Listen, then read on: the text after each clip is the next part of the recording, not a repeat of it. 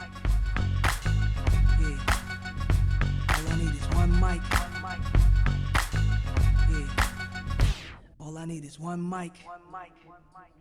Hey everybody, welcome back to One Mic, where I watch shit so you don't have to. And today I'm here to talk about Season 2, Episode 3 of FX's Dave, entitled The Observer.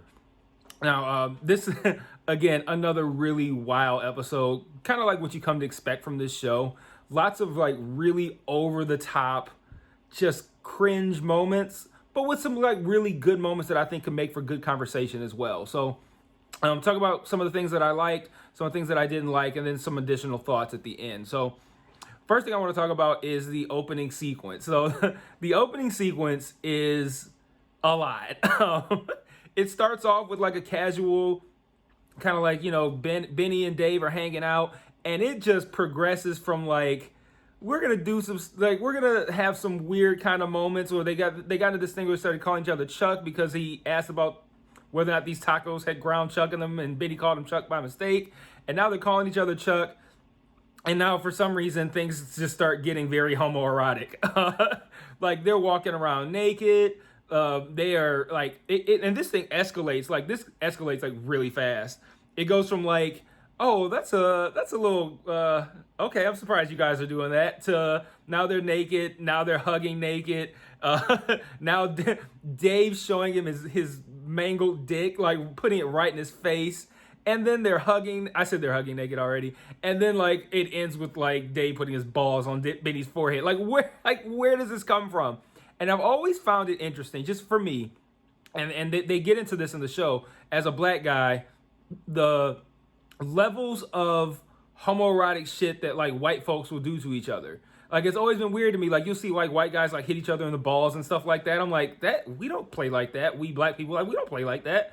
Like that's interesting. And I wonder, like I don't think that everybody's just walking around like guys bonding by putting their balls on each other's heads. But it makes me wonder, like, for me, this got extreme super early. Like as soon as they were like naked in front of each other, I'm like, okay, this is getting a little bit much. Like y'all just casually just walking around, and they're like teaching each other how to walk naked. Like these like walking like women and shit. I'm like, this scene is ridiculous, but it was hilarious. But it did make me wonder too, like if you are a white guy and you're watching this opening scene, at what point does it go too far for you? Because like, or does it at any point? Like, do y'all put each other's balls on their heads? Like, I don't know. But for me as a black guy, like it got extreme kind of quick. But then I also really like, well, I'm talking about that because I really like that scene because I thought it was really funny, and I like the way that it continues to escalate beyond a point where I would have guessed it would stop. Like I don't know. It just kept going. Like when they were walking by the pool naked and like switching and shit. I'm like, okay, this is wild. And then now they're hugging naked. So now I'm thinking like, okay, their dicks touching right now, and then the balls on the head. I'm like, okay, this is a lot. But I like that scene because it was just funny. Like I love the escalation for it. But like what I also liked was the scene where after Gaeta and his friend Tone arrive, they kind of have a conversation about I guess the acceptable nature of homoerotic behavior amongst men. And I thought that was an interesting conversation because, like I said, with the opening sequence, it made me wonder, like, as a black guy, we don't play like that. We don't joke like that. But then also in the black community, and I think these two things are unrelated, there's still a lot of homophobia in the black community. I know it seems weird that I would say that they're unrelated, but like, I say that they're unrelated because I don't want to paint the picture of someone who is uncomfortable say walking around naked in front of a guy as being homophobic. So I don't want to make it sound like those two things are the same. I don't believe them to be, but like you could still be uncomfortable with something and not be homophobic or have anything against gay people. But the conversation I thought was really interesting because it's a conversation that we don't really have much in the black community. And the conversation was basically kind of like, you guys as white guys with money and nothing to do don't have any problem like flirting around.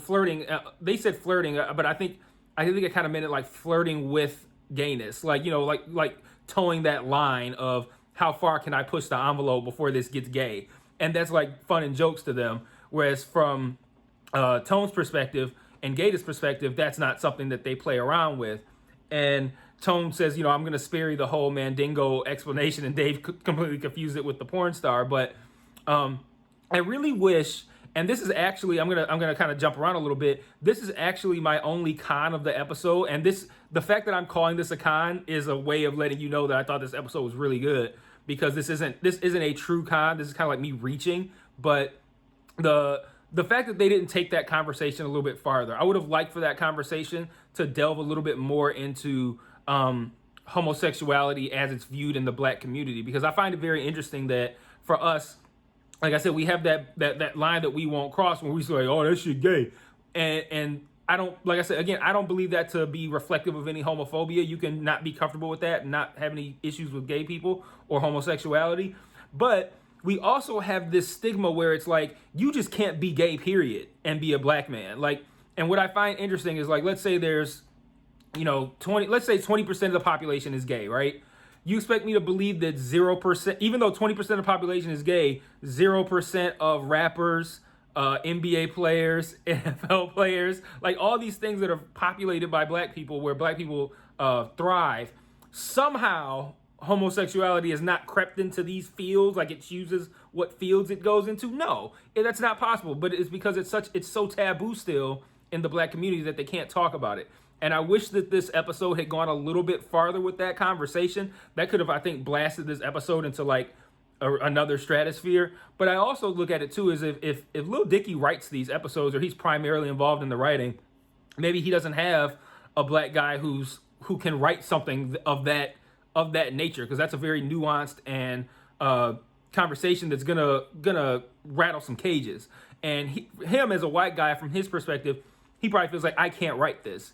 I need somebody. I need a Black guy to come in and write this, and maybe he doesn't have somebody who can do that. But I thought that was some really good stuff, even though they didn't take it as far as I would have liked. That they still kind of dabbled in that that the line, how the idea that I guess that white men will really push that line as in a form of just like, hey, we're just goofing around, like this is just what they call horseplay or something like that.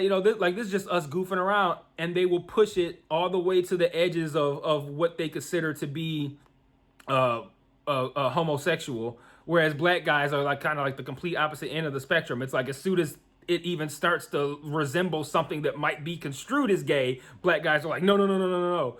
So I like the fact that the show had the courage to really push the envelope like that and to have that conversation. But I wish they could have just went a little bit further, because I feel like there's a lot of good stuff that could have been said there.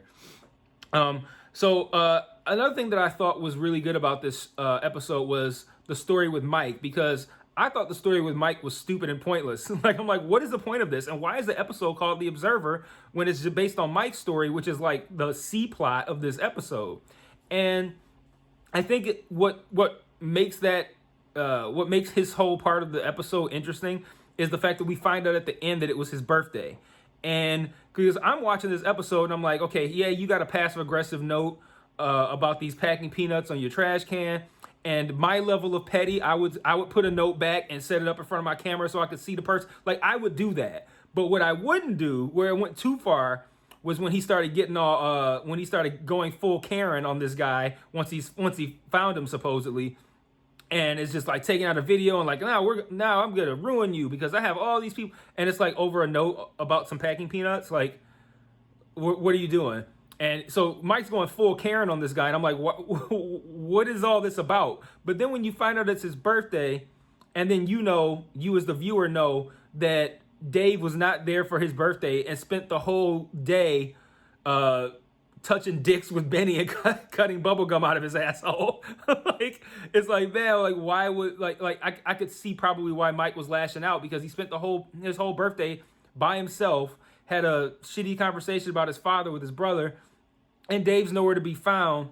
And it just turns out that he's just fucking around with Benny and Gata and this Tone guy. So I think I like the fact that Mike's storyline became a little bit more clear once we found out it was his birthday at the end. I thought that was kind of like a nice piece of writing there. And then actually I think that was it. Yeah, that was all I had for the things that I liked. Oh wait, no, I forgot the big thing that I liked actually. It's not my favorite aspect of the episode, but my favorite aspect of the episode is the well, I don't know. It's hard to pick. I like the opening scene for the funny nature of it. I like the conversation that they had about it for the, I guess the depth of that. But then I like the very end with Dave and Allie kind of, I don't want to say reconnect because we don't know what's really going to come out of this since Allie's clearly high on Oxy, but, and he just threw up in her back wound. Like, what the fuck? Who comes up with that? Like, yeah, let's have him throw up in her back wound. But they set it up, and that's what I like so much about that. If he had just thrown up in her back wound, I'd be like, okay, you just doing like shock shit for the sake of doing it because that doesn't make any sense.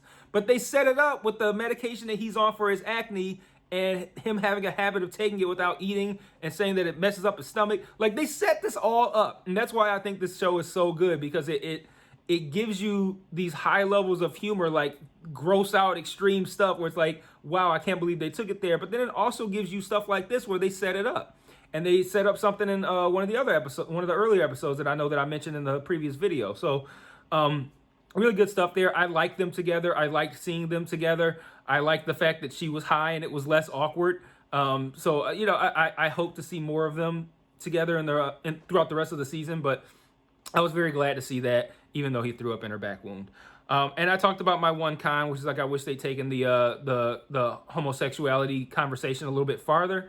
And then I usually try to have like a couple of like random thoughts or observations. I only have one this time, and this time it's I like the fact that after they got the gum stuck in Benny's asshole, I can't believe I'm saying this kind of stuff. Like they tried to blow a bubble of bubble gum with a fart, and Dave put Benny could have put it in his own ass. Like, why did he, like, that's why I'm like, like the way they like hilariously push the envelope with the gay shit, because it's like, you know, you're sitting there like, okay, like two straight guys, like I can't envision, and again, I could be wrong. This could just be reflective of what I've grown up around in the black community. But the idea of like peering into another man's asshole is just like why would I want to do, like, why would I do that if I don't have to? Like, and he's like putting gum in there, and I'm just like, oh my gosh, this is insane. And then when he took it out, why did it look like a thumb almost? Like, what the fuck was that? Like, how much hair did he have in there? Oh god, fucking gross. Anyway, once all that was over with, and they hadn't gotten it all out, and he's like putting peanut butter in there, it reminded me of, I don't know if you guys have seen it, but it reminded me of when Lisa got gum in her hair on The Simpsons, and they put like peanut butter in it. I think she said like it needs some mayonnaise to loosen up or something like that. Put something else in it, and then ultimately they ended up cutting it out, which is what they did with Dave. So I don't know. I mean, with Benny. So I don't know if Dave is a Simpsons fan and that kind of is what prompted that, or maybe it's just well known that it's just a thing that people do where if you get gum stuck in some hair, you put peanut butter on it. I thought it was something that was just some made up shit for The Simpsons, but maybe it's not. Maybe that's a thing and people do that. I don't know. Maybe he got it from The Simpsons. I don't know. But just a little observation I had there. So again, great episode, I think. Like really high on the laughs, which was my con from last week, was that I felt like those episodes were a little bit low on the laughs. This episode, really high on the laughs. And was that this show that I said was low on the laughs? Yeah, it was this one. This episode, really high on the laughs, really high on the depth within the themes of the homosexuality and how they were able to actually play that along into the laughs as well. So good conversation there, I think. I just wish the conversation gone a little farther. But all in all, another great episode, and I can't wait to talk about the next episode next week when we see it. All right, peace.